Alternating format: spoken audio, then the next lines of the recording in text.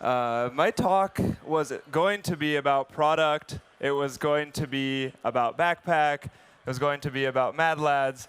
But over several conversations I've had in the last few days, I realized that we're all listening to product all the time. We're listening to what people are building. But one of the core things that we need more of in this space is sadly lacking. And I want to share our experience on how we built community, how we built culture.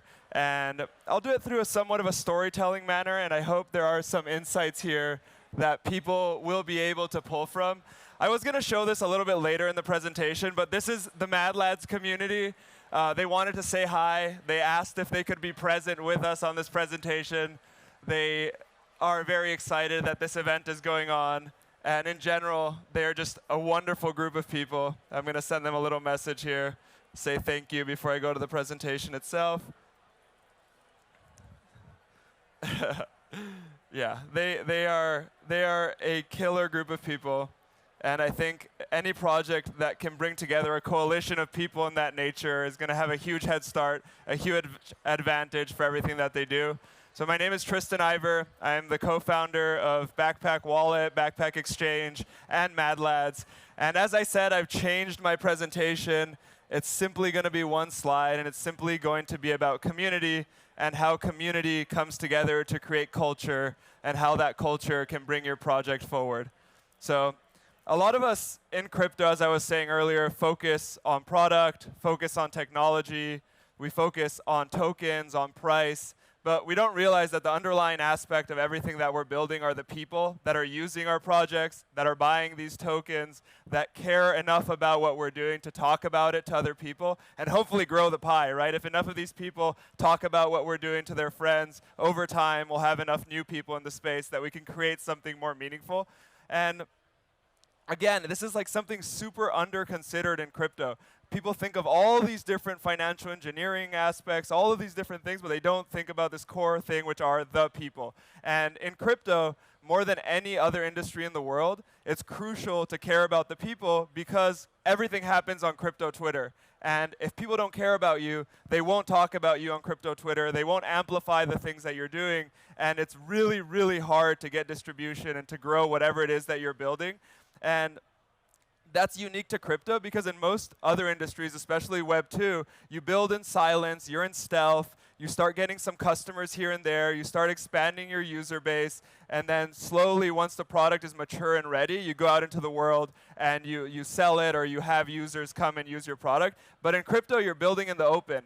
Everything that you do is under the scrutiny of thousands of people, and you need to actually care about those thousands of people if you want the feedback cycles to be positive rather than negative. So I'm going to tell a story about how our community was built, how our culture was built, and I hope there are some insights that can be pulled from that for all of you as well. And then if I have time, I'll take a couple of questions at the end. I don't have a timer, so stop me if I'm going over.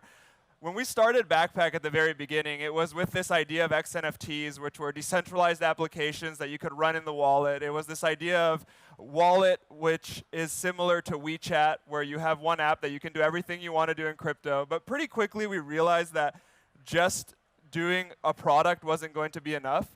And we started thinking about how we could create a group of people that would be there for us throughout the entire journey of this company that we were building, of this thing that we were bringing forward to the world.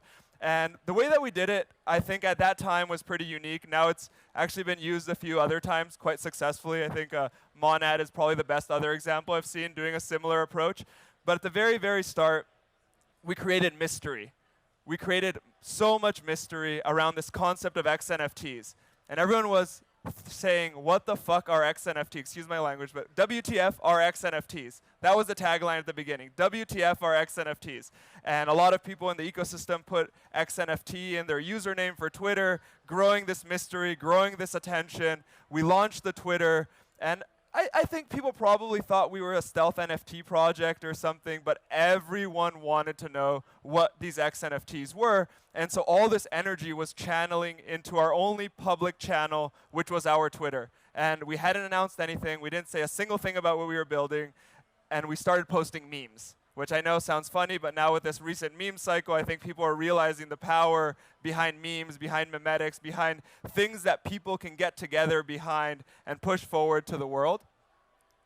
And while we were posting these memes, we started realizing that some people that were engaging with us were higher quality than other people. And by that I mean some of these people created wonderful videos. Some of these people made hilarious memes, and they started posting these things to the initial memes that we were posting. And I pretty quickly realized, how do I channel this energy and bring those people together into a space so we could get to know them and get to have them be, in some form, representatives or users of what we were building? And I did that through a private Discord.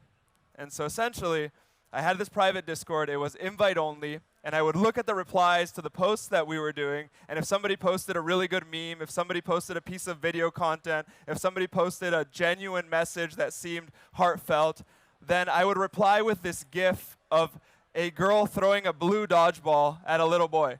And if you got that GIF, you were now in the Discord. And what happened really quickly from that is I realized you can train public behavior on Twitter. It's like Pavlov's dogs or whatever. But people started realizing who was receiving that GIF and what behavior they had done to receive the invitation into the Discord. And all of a sudden, everyone was posting memes. Everyone was posting videos. And over the next few months, we were able to curate this community of 500 or 600 people in this private Discord.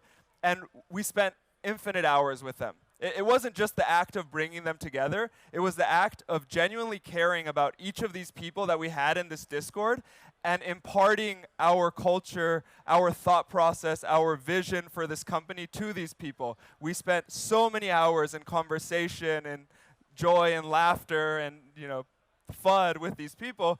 And over time, they became the backbone. They absorbed the culture that we wanted to have for our company, the vision we wanted to have for our company. And as we continue to expand everything that we were doing, at this point, our community, that Discord has 35,000 people or something, but that core 500 people have still been the backbone of the community of everything that we have done until today. And the moral of this story isn't stuff people into a private Discord and if they're early, they're going to love you forever, because that's not how it goes. But it is that if you can get the right people together and you actually genuinely care about these people, regardless of who they are, of what country they're from, of how much crypto they own, you will have a die-hard community who will bat for you no matter what it is that you do.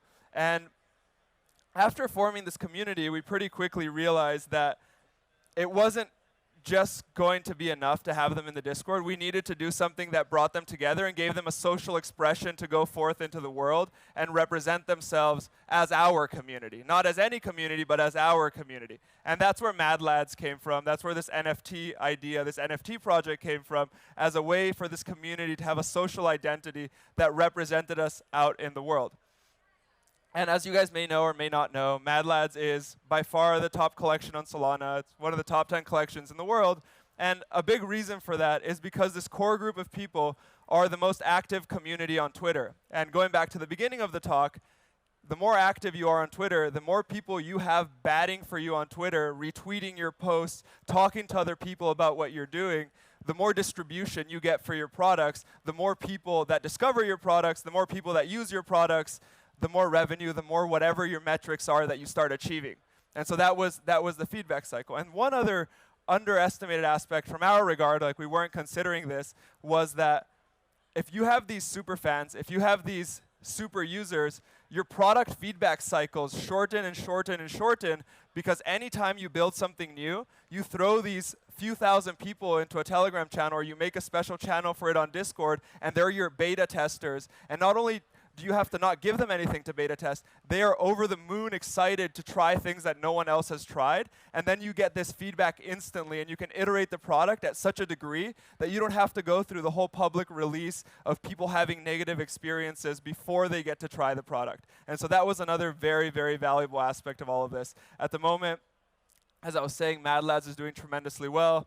Backpack Exchange is growing at a tremendous pace. The Backpack Wallet is also growing at a tremendous pace. And obviously, we have a top-tier engineering product team. We have some of the best people in the world on our team. But a lot of this as well is the distribution that we get through this community that we've built. And I think I have a few minutes. I'd love to take a question or two if anyone has it.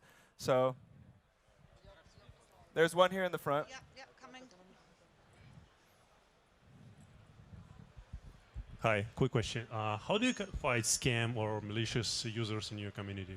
How do I think about them? Now, how do you fight a scam? You know, you join community and then you got 5 DMs asking you for your private keys or something like that. Yeah, it's hard because both Telegram and Discord are actually terrible in that regard. It's hard to have these open communities without giving access to people with malicious intent. But if you educate your community properly, they're unlikely to get scammed. So you need to tell people to use ledgers. You need to tell people that we will never DM them first. And you need to tell people that if anything ever sounds too good to be true on the internet, it is too good to be true. And anyone here that played RuneScape knows that's true. So, yeah. How do you take a existing Web 2 community and then move them over? That's a really good question. I think it can't be through just giving them a token. It can't be through just talking to them about crypto. It has to happen because they actually care about you and your team and what you're doing. And that's why I was saying the genuine part earlier. I think a mistake a lot of teams make in crypto is they think that just throwing a bunch of people together in a community creates a community and a culture. You actually have to genuinely care about these people. And maybe I was programmed correctly, spending my whole life on anonymous internet chat channels that I like talking to random strangers, but if you don't have that element, it's not going to work because people realize when things are not genuine.